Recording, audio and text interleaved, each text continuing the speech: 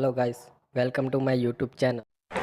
तो दोस्तों इस वीडियो में बात करने वाले हैं Jio financial services limited company के बारे में। और जियो फाइनेंशियल सर्विसेज के अंदर आज हमें यहाँ पर जो है वो प्रोविजनली 3% के अराउंड की एक अच्छी खासी यहाँ पर हमें गिरावट और इसी के साथ एक शार्प नेगेटिव क्लोजिंग भी जो है वो देखने को मिली है।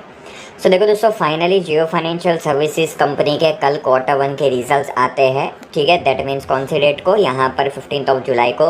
एंड आज काउंटर के अंदर हमें यहाँ पर जो है वो देखने को मिल जाती है एक गैप डाउन ओपनिंग और उसी के साथ एक अच्छा खासा सेल ऑफ भी हमें देखने को मिल रहा है। अब यहाँ पर फर्दर व्यू क्या बनना चाहिए इस काउंटर के अंदर कि क्या यहाँ से हम जियो फाइनेंशियल सर्विसेज को, अगर मान लो किसी ने 210 के रेट पे, किसी ने 230 के रेट पे, किसी ने 250 के रेट पे अगर बाई किया है, तो क्या यहाँ से प्रॉफिट्स को स्क्वायर ऑफ करके निकल जाए या फिर अभी भी इसमें जो है वो होल्ड करने जैसा है। और अगर होल्ड करने जैसा है तो क्या हमें और क्वांटिटीज़ ऐड करनी चाहिए या फिर नहीं।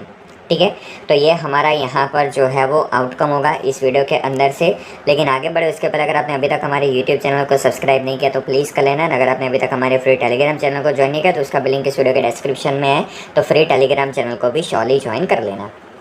अब देखो तो दोस्तों, जियो फाइनेंशियल सर्विसेज के जो आपको प्राइस टू अर्निंग रेशियो है वो यहाँ पर स्टिल आसमान में देखने को मिलेंगे, क्योंकि कंपनी का जो वैल्यूएशन है, जो पी रेशियो है, उसके अकॉर्डिंगली यहाँ पर कंपनी प्रॉफिट जनरेट नहीं कर रही। ठीक है, बट देन टू क्या है, रिलायंस का नेम पीछे जुड़ा हुआ है, इसीलिए यहाँ पर बड़े प्लेयर्स भी जो है वो इसमें इन्वेस्टेड रहते हैं। अब जो कल यहाँ पर 15 जुलाई को कंपनी के Q1 के रिजल्ट आए थे, चलो ईयर ऑन ईयर तो नंबर्स यहाँ पर फ्लैट थे, लेकिन क्वार्टरली परफॉर्मेंस हमें डाउन यहाँ पर देखने को मिल रहा था और इसीलिए स्टॉक के अंदर आज हमें एक हल्का फुल्का करेक्शन भी देखने को मिला है। अब यहाँ पर हमें क्या ध्यान रखना है कि देखो, जियो फाइनेंशियल सर्विसेज जो कंपनी है, अभी तक उसका बिजनेस हमें इतना ज़्यादा, मतलब अगर मैं कहूँ तो पेस से चलता हुआ देखने को नहीं मिला अभी तक। ये यहाँ पर क्या है, एक एमर्जिंग कंपनी है, हम ऐसा भी यहाँ पर बोल सकते हैं। ठीक है, ये तो डीमर्जर की वजह से इसको इतना ज़्यादा वैल्यूएशन मिला, और एल्स ये एक छोटी सी कंपनी है जो छोटा सा अभी फ़िलहाल के लिए बिज़नेस करे। लेकिन इनके जो कोलैबोरेशंस है ब्लैक रॉक के साथ, म्यूचुअल फंड के लाइसेंस के लिए, उसके साथ साथ और बहुत सारी चीज़ें, एनबीएफसीज को यहाँ, मतलब इसको एनबीएफसी में से रिमूव करके कोर सीआईसी इन्वेस्टमेंट कंपनी बनाने के लिए आरबीआई को यहाँ पर जो है वो रिक्वेस्ट, और ये सारी चीज़ें जो चल रही है, इसकी वजह से अल्टीमेटली ग्रोथ हमें फ्यूचर में यहाँ पर डेफिनेटली देखने को मिलेगी। सो हमारा टेक क्या है, हम पर्सनली क्या करेंगे, तो देखो ये कोई फाइनेंशियल रिकमेंडेशन नहीं है, but we are going to hold Jio financial services for the long term.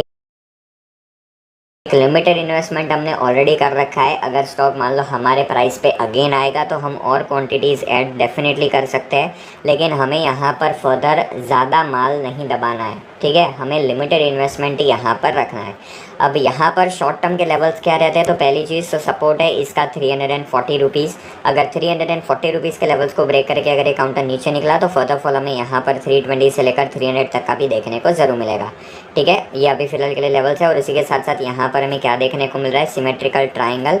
अगर इस सिमेट्रिकल ट्राइंगल का ब्रेकडाउन आ गया जो कि 340 के नीचे ही आएगा, तो ही जाके स्टॉक के अंदर कोई करेक्शन आएगा।